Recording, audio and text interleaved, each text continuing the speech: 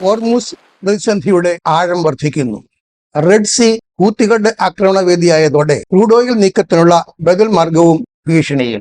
Crude oil വില ആളിക്കത്തുകയും രൂപയുടെ വിനിമയ നിരക്ക് വെല്ലുവിളി നേരിടുകയും ചെയ്യുന്നത് മൂലം സ്റ്റോക്ക് മാർക്കറ്റ് ആകെ അസ്വസ്ഥം. എന്നാൽ ഈ വേളയിലും നേട്ടത്തിനുള്ള അവസരങ്ങൾ സ്റ്റോക്ക് മാർക്കറ്റിൽ ഉണ്ട്. ആ അവസരങ്ങൾ ചൂണ്ടിക്കാട്ടുന്നതാണ് ഫോക്കസ് ഓൺ ഫൈനാൻസിന്റെ ഈ മാർക്കറ്റ് പ്രിവ്യൂ. ഓഹരി മുഖവില 1 രൂപ മാത്രം. എന്നാൽ ഈ ഓഹരിക്ക് കമ്പനി നൽകാൻ പോകുന്ന ഡിവിഡന്റ് 90 രൂപ 50 പൈസ, അതായത് 9050%. ബേക്കറി, ഡയറി ഉൽപ്പന്നങ്ങളടക്കമുള്ള ഫുഡ് പ്രോഡക്ട്സ് നിർമ്മാണ രംഗത്തെ പ്രമുഖ കമ്പനിയായ ബ്രിട്ടാനിയ ഇൻഡസ്ട്രീസ് ആണ് ഇത്ര വലിയ ലാഭവിഹിതം പ്രഖ്യാപിച്ചിരിക്കുന്നത്. ബ്രിട്ടാനിയ ഉൾപ്പെടെ പല കമ്പനികളും ഇങ്ങനെ വലിയ അളവിൽ ഡിവിഡന്റ് വിതരണം ചെയ്യുന്ന അവസരമാണ് ഇത്. കമ്പനികൾ അറിയിച്ചിട്ടുള്ള റെക്കോർഡ് ഡേറ്റിന് മുമ്പ് ഓഹരി വാങ്ങിയാൽ മാത്രമേ ഈ അവസരം പ്രയോജനപ്പെടുത്താൻ കഴിയുകയുള്ളൂ എന്ന് മാത്രം.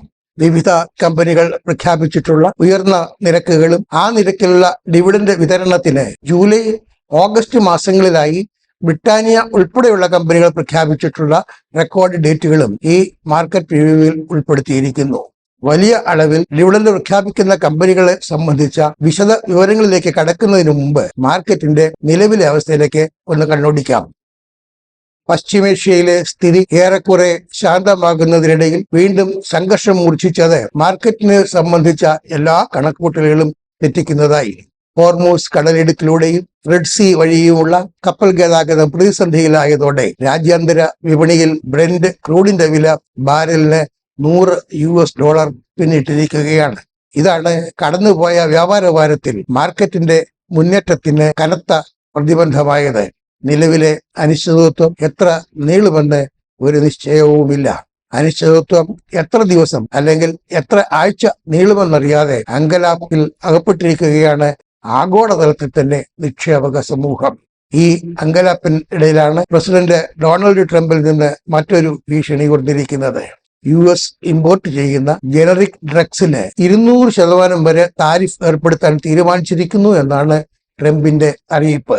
US വിപണിയിലേക്ക് ഏറ്റവും കൂടുതൽ ജനറിക് ഡ്രഗ്സ് സപ്ലൈ ചെയ്യുന്ന രാജ്യങ്ങളിൽ ഒന്ന് ഇന്ത്യയാണ്.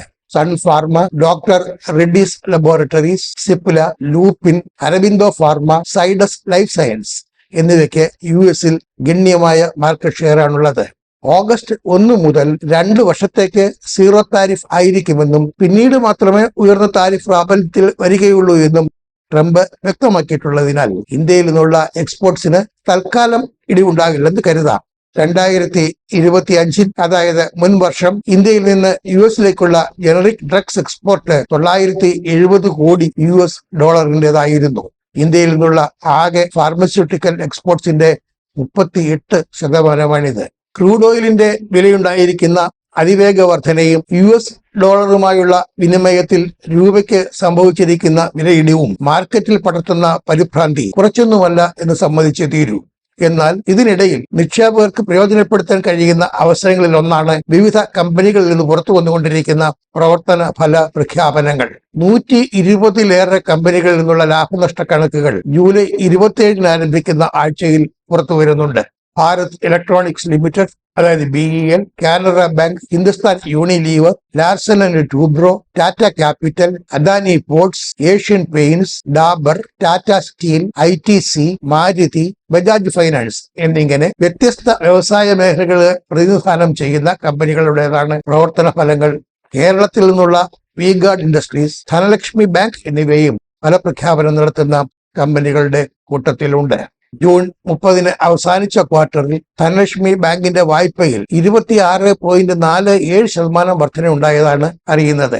ഗോൾഡ് ലോൺ വളർച്ച 75.91% അറിയുന്നു. ആകെ ബിസിനസ് വാർഷികാടിസ്ഥാനത്തിൽ 21.12% വർദ്ധിച്ചതായും കണക്കാക്കുന്നു. പ്രവർത്തന ഫലങ്ങൾ കൂട്ടത്തോടെ പുറത്തുവരുന്ന സമയമായതിനാൽ മികച്ച ഓഹരികൾ കണ്ടെത്താൻ ഈ അവസരം പ്രയോജനപ്പെടുത്താം.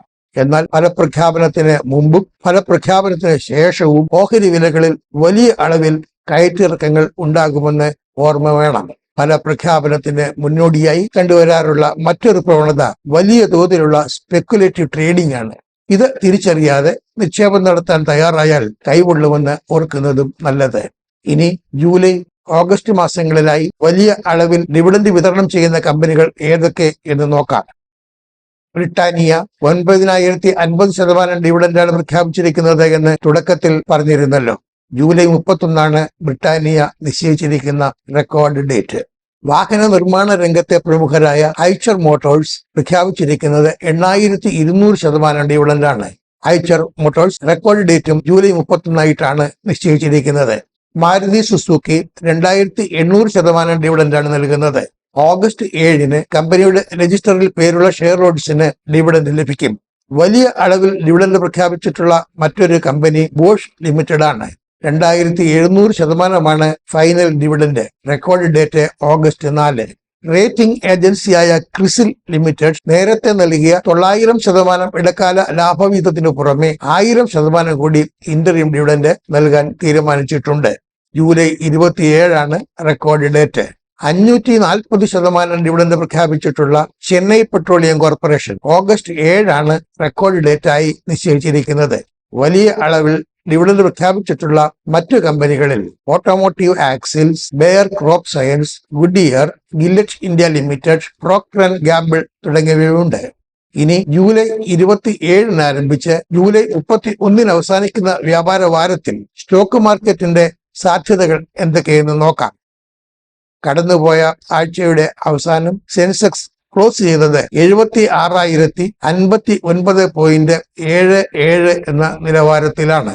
നിഫ്റ്റിയുടെ ക്ലോസിംഗ് നിലവാരം 23,767.45 ആയിരുന്നു. നിഫ്റ്റി ബാങ്ക് ക്ലോസ് ചെയ്തത് 56,693.50 നിലവാരത്തിൽ. അപ്രതീക്ഷിതമായി US ഇറാൻ സംഘർഷം വഷളായ സാഹചര്യത്തിലാണ് ഇൻഡെക്സുകൾക്ക് ഇത്രയേറെ പടിയിറങ്ങേണ്ടി വന്നത്. അനിശ്ചിതാവസ്ഥ തുടരുന്നതിനാൽ മാർക്കറ്റ് ഇനി ഏതു വഴിക്കായിരിക്കും എന്ന് ഉറപ്പിച്ചു പറയാൻ കഴിയില്ല. എങ്കിലും 23,350, 23,400 നിലവാരത്തിലായിരിക്കും നിഫ്റ്റിയുടെ സപ്പോർട്ട് റേഞ്ച് എന്ന് കണക്കാക്കുന്നു. അനുമാനിക്കുന്ന റെസിസ്റ്റൻസ് റേഞ്ച് 23,900, 24,100 പോയിന്റ്. ജൂലൈ 27 ആരംഭിക്കുന്ന വ്യാപാര വാരത്തിൽ പ്രവർത്തന ഫലങ്ങൾ പ്രഖ്യാപിക്കുമെന്ന് അറിയിച്ചിട്ടുള്ള കമ്പനികൾ ഇവയാണ്.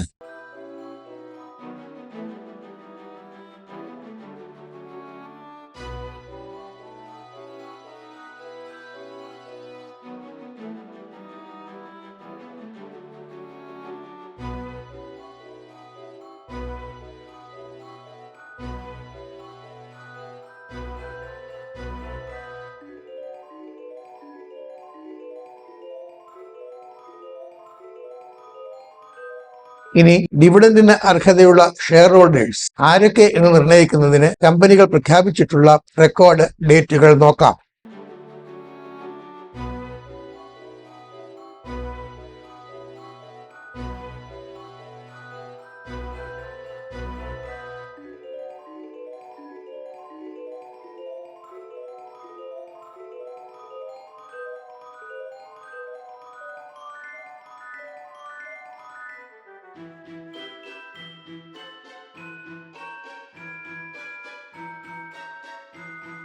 ആരോഗ്യ രംഗത്തെ പ്രമുഖ സ്ഥാപനമായ മണിപ്പാൽ ഹെൽത്ത് എന്റർപ്രൈസസ് IPO വിപണിയിൽ പ്രവേശിക്കുകയാണ്.